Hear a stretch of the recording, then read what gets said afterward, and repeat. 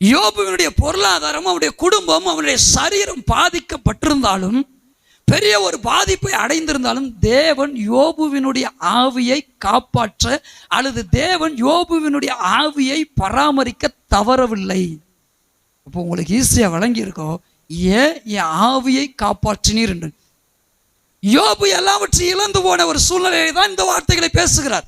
10வது அதிகாரத்தில் இதை குறித்து வசனிக்கிறார்.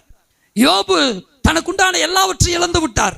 ஏன்? தன்னுடைய சரீரத்தினுடைய பலனையும் இழந்து விட்டார். தன்னுடைய சரீரத்தினுடைய சௌகரியமான சூழ்நிலையும் அவர் இழந்து விட்டார். சௌகரியமான தன்மையும் அவர் இழந்து விட்டார். இப்பொழுது என்ன சொல்லுகிறார் என்றால், உம்முடைய பராமரிப்பு என் ஆவியை, அப்ப எதை காப்பாற்றல? அவருடைய சரீரத்தை காப்பாற்றல, அவருடைய வீட்டை காப்பாற்றல, அவருடைய வயலை காப்பாற்றல, அவருடைய மிருக ஜீவன்களை காப்பாற்றல, அவனுக்கு உண்டான எல்லாவற்றையும் காப்பாற்றல. ஆனா கர்த்தருடைய அந்த பராமரிப்பு என்ன செய்தது என்றால், அவருடைய ஆவியை காப்பாற்றினது. நம்ம என்ன செஞ்சிருப்போம்? தேவனை தூசித்து ஜீவனை விட்டிருப்போம். நம்ம என்ன செஞ்சிருப்போங்க?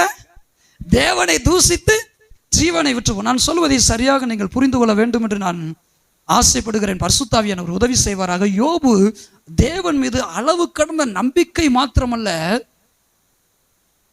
he has an accurate understanding. அவன் தன்னுடைய வாழ்க்கையில சரியான ஒரு புரிதலை, தேவனை பற்றிதான சரியான புரிதலை தன் வாழ்க்கையில உடையவனாக இருந்தான் பாருங்க. நல்லா கேளுங்க, பொய் சொல்லல, உண்மைதான். ஆண்டோடைய பராமரிப்பு என்ன செய்தான்னா, இப்போ கொஞ்சம் விலகிருச்சு, வேலிப்பு கொஞ்சம் விலகிருச்சு, எல்லாம் everything has lost, he loses everything. அவன் எல்லாத்தையும் இறந்துகிட்டு இருக்கிறான். இப்போ கேளுங்க கேளுங்க, கவனிங்க. இப்போ பேசுறான், என்ன பேசுறான்னா, ஆண்டவரே ஜீவனை கொடுத்தீங்க, தயவையும் பாராட்டினீங்க, உங்களுடைய பராமரிப்பு என்ன செஞ்சிச்சு? உங்களுடைய பராமரிப்பு என்ன செஞ்சிச்சு? உங்களுடைய பராமரிப்பு என்ன செஞ்சு? நான் இந்த தேசத்துல ஒரு ராஜாவாக, ஒரு பிரபுவாக, இந்த தேசத்துல இந்த கலக்கத்தி புத்திரருக்குள்ளே நான் பெரிய கனம் பெற்றவனாக இருக்கிறேன். நிறைய பேருக்கு பொருள் இருக்கு, குடும்பம் இருக்கு, வயல் இருக்கு, நிலம் இருக்கு, மிருக ஜீவன்கள் இருக்கு. இதை அனுபவிக்கிறதுக்கு அவனுக்கு ஆவி இல்லை. எனக்கு இது இல்லைன்னாலும் ஆவியை கொடுத்துருக்குறீங்க, என்னை இதை அனுபவிக்க செய்வீர்ன்றது தான் அதனுடைய அர்த்தம். எத்தனை பேருக்கு விளங்குச்சு? எத்தனை பேருக்கு புரிஞ்சு?